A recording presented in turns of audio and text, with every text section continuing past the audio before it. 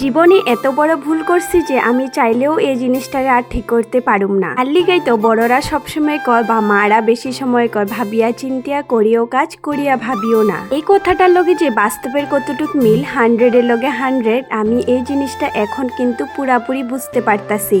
প্রভাত বন্ধুরা, তোমরা সবাই কেমন আছো? আশা করি সবাই ভালো এবং সুস্থই আছো। আমি তো মোটামুটি চলতে। এই দুনিয়াতে ভালো থাকার লিগা কিন্তু খালি ভালোবাসার প্রয়োজন না, তার লগে কিন্তু মোটা ইনকামের টাকারও দরকার। টাকা না থাকলে না তুমি ঘরের মানুষের কাছে না বাইরের মানুষের কাছে সম্মান পাইবা, না কোনো একটা জিনিস করতে পারবা। রোজ দিনের মতনই কিন্তু আমি সকালে ঘুম থেকে উঠে আজকে বহুত দিন পরে আমি ঘরটা মুছামুছি করলাম, কারণ কয়েকটা দিন বাবদ তো সবাই জানো যে গরম যে পড়ছে, কিছু কাজ করতে ভালো লাগে না। তো আজকে ভাবলাম যে ঘরটা একটু লেত্রা হয়েছে, ভালো করে ঘরটা মুচ্ছা, বারান্দার সামনেটা একটু লেপা উঠান বাড়ি পরিষ্কার করে সুন্দর করে এখন কিন্তু আইলাম আমি বাসন ধুইতে। একটা কথা কি জানো, আমার এত বড় উঠান আমি সকালে ঝাড়ু দিতে গেলে আমার এত প্রচন্ড গরম লাগে, তার লগে কিন্তু কষ্ট অনুভব হয়। এরপর আমি আমার সুন্দর গ্রামের পুকুরে গেলাম, পুকুরে যায় সুন্দর করে বাসন বর্তন ধোয়া এখন কিন্তু স্নান ধান করে সুন্দর করে আমি পূজা পাঠটা কমপ্লিট করে নিতেছি। যে আমার জীবনের সবচেয়ে বড় ভুল কি জানো, আমি বিয়া করাটা। আমার মনে হয় কি জানো, আমি এখন আপাতত নিজের পায়ে খাড়া হয়ে যদি আজকে বিয়া হইতাম, মনে হয় জীবনে বহুত কিছু সাকসেস পাইতাম। কিছু ছাড়ো, আজকে সকালটা আমি জ্যাম কেক দিয়া তার লগে কিন্তু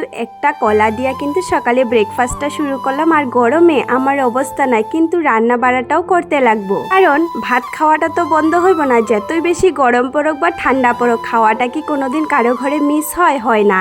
আজকে সিম্পল রান্না বাড়া করতেছি, ভাত করলা ভাজি, আলু ভাজি আর পাতলা করে ডাল। আমার মতন কার কার এমন বিয়ার ডিসিশন লওয়ার পরে গিয়া ফস্তাইছে অবশ্যই কমেন্ট করে জানাইবা। যাই হোক, আমি সমস্ত কাজবাজ শেষ করে ঘর ঝাড়ু দিলাম, এখন